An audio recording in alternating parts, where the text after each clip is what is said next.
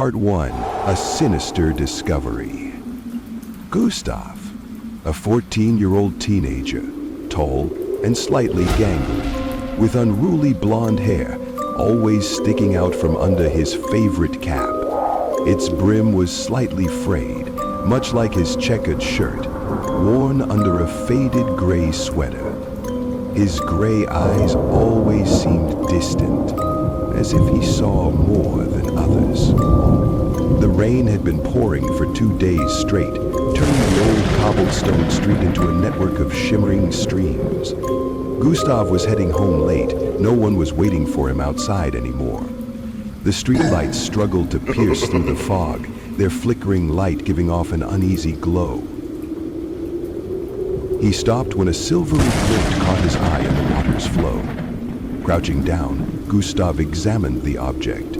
A silver medallion lay there, its oval shape and intricate engravings giving it an otherworldly appearance. The moment his fingers touched the medallion, an icy, clammy fear crawled up his spine. Somewhere in the distance, a whisper echoed. The voice was so faint, it could have been mistaken for the wind, except it was far too clear. "Return it!" Gustav spun around sharply. The street was empty, only the rain kept falling, as if nothing had happened. Part 2. The Whispering Medallion.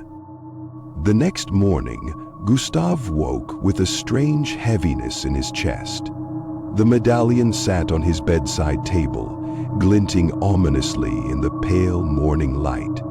Its surface seemed to shimmer unnaturally, reflecting not the room, but something darker.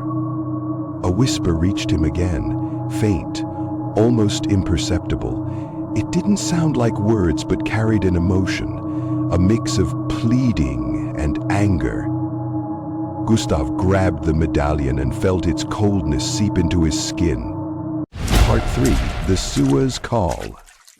Later that day, Gustav walked to the library, trying to shake off the eerie feeling. As he passed a manhole cover, a strange vibration seemed to emanate from the ground. He froze, hearing the faintest of sounds. A moan? Or maybe a cry? Bending down, Gustav placed his hand on the cover. The sound grew louder, sending chills up his spine. It felt like the ground beneath him was alive, pulsing in tune with the medallion. Summoning his courage, he pried the cover open. A foul, damp air hit his face, but it didn't deter him. Holding his breath, Gustav descended into the darkness. Part 4. The Haunting Encounter. The sewer was colder than he expected. Green slime glistened on the walls, and water trickled underfoot, its sound amplifying the oppressive silence. Gustav's flashlight flickered, as if the damp air resisted its light.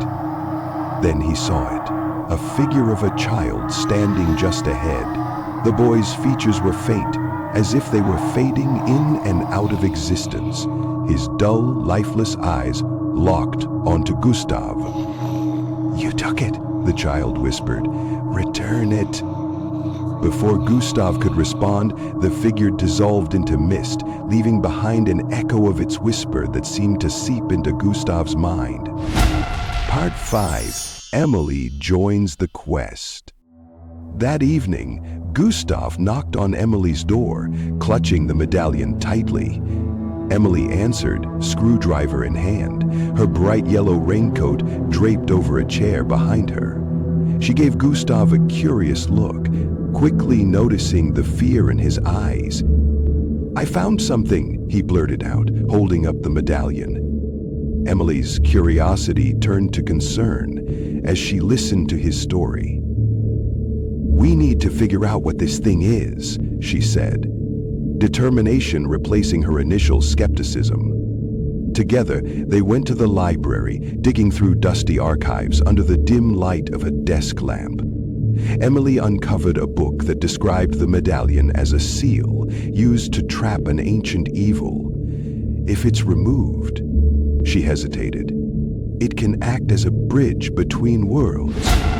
Part 6, The Rising Danger. As they read, the room grew colder. Books fell from shelves on their own, and shadows seemed to stretch unnaturally along the walls. Gustav could feel the medallion heating up in his pocket, as if it were reacting to the presence of something unseen. Emily froze, her finger pointing to a name in the book, a child who had disappeared decades ago. It was the same boy Gustav had seen in the sewer. "We need to destroy this thing," she said firmly. Part 7, The Ritual Begins. Gustav and Emily returned to the sewer, armed with a book of incantations and candles. The atmosphere was oppressive, the air heavy with an unnatural chill.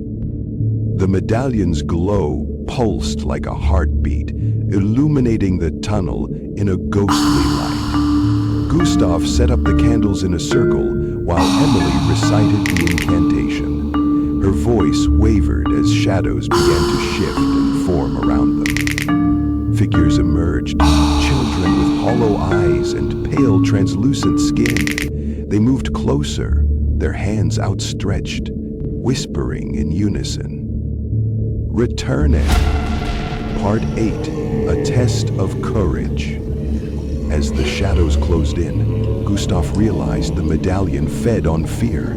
Clutching it tightly, he shouted, "You don't scare me anymore!"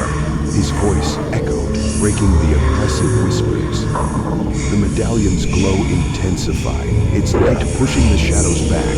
The figures screamed, their forms dissolving into mist. Emily finished the incantation, and the medallion cracked, its light extinguishing forever. Part 9, Freedom.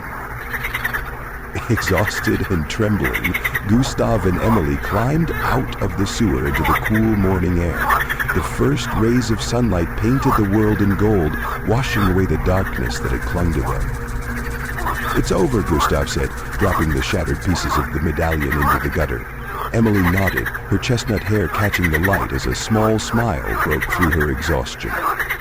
For the first time in days, the world felt normal again.